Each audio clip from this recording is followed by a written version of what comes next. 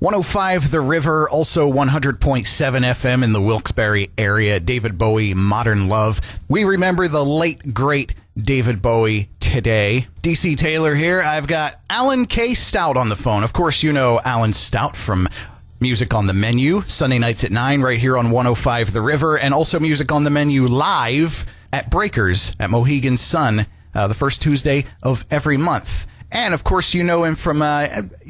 surely you've read his stuff, his writings through the various papers throughout northeastern Pennsylvania over the years. He's talked to a lot of great folks in rock music, and it should come as no shock to you that David Bowie was one of those people Alan Stout has talked to. Alan, you got to talk to, hang out with, and interview David Bowie in the past, didn't you? I did, DC. It was very fortunate. It was one of the better interviews that I ever had the chance to do.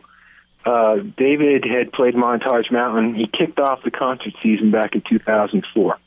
He was the first show of the season, and the thing I remember about it that was a little bit unusual was it was early. Usually the shows at Montage at that time didn't get rolling until the middle of June, until it got a little bit warmer up on the mountain. Mm-hmm. And that show was actually, I think, a couple days before Memorial Day. So it was late May, maybe a little chilly than you would normally expect up on the mountain. But I remember it being, not a problem. It was a great warm night. And he gave a great show. He came out and really mixed it up. He dug into his catalog a little bit. He played all the big hits.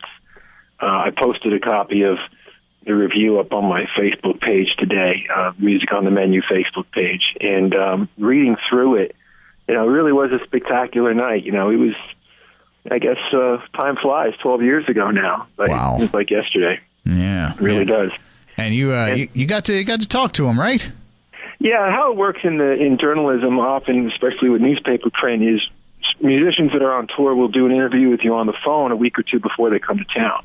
Mm-hmm. And the idea is that story will then run in the newspaper a couple days before the show, and it will help generate excitement about the show and hopefully even sell some tickets, which is frankly why the artists do the interviews. Of course. And they call it in advance, and same thing in radio.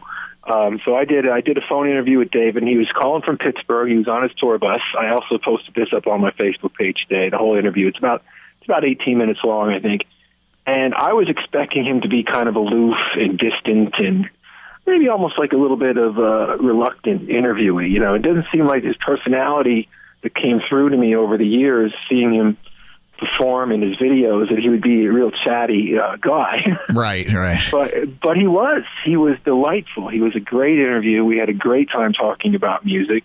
He seemed very happy to be talking to me about his new album, Reality. Mm-hmm. It was only a couple years after 9/11, so, he was a New Yorker at that point. It had been for quite some time. And so we talked a little bit about that because it was still really fresh in everyone's minds, and I wondered if that was even a part of the reason he called the album Reality. I remember I was able to compliment him on his singing voice, because we always think about David as the entertainer, the showman, pioneer, breaking new ground with music and pop music, and a songwriter too. But I especially when he had that comeback in the early 80s with Let's Dance and Modern Love, mm-hmm. I thought, the guy can really sing. He can really project that voice. And so it was fun to talk to him about that and tell him that, hey, I know everybody talks about you for this or that or the other thing, but I think you're a really good singer. And it was nice to be able to tell him that. And the funniest part of the interview, I think, was, he's kind of known as a chameleon for changing his image so much. And I started to call him that, and he sort of cut me off in mid-sentence. They said, "Now, don't you say that word." And I said it. I just said it. And we both started laughing, and then he talked about his desire to change over the years and how he went about it. He was just a great guy. And, it was funny, DC, because I met him. I went backstage. Then he came to town. Uh-huh. And I took him a copy of the article, which I would sometimes do for ours. Say, I'm the guy that interviewed you on the phone last week. Here's a copy. Thank you so much. And then he signed a copy for me. And he posed for some pictures. A friend of mine was there. She was a big fan. She literally jumped right into his arms, big hug, posed for pictures. Could not have been any nicer. And I think it was only about 2 weeks later he had a heart attack. Oh, wow. And all right. He was only 54 at the time. He was in tremendous shape. He looked fantastic. And I remember being so surprised to hear that, because I think shortly after that, the rest of the tour was either canceled or postponed because, he wasn't well. So I guess he's had some issues off and on for a while, but nobody knew how sick he was, obviously, until this morning. Sure, sure. Well, we remember David Bowie, and Alan Stout, of course, got to meet him and interview him. And thank you, Alan, for talking to us today about David Bowie and your experience with him. And thank you so much for that. And is music on the menu on Facebook?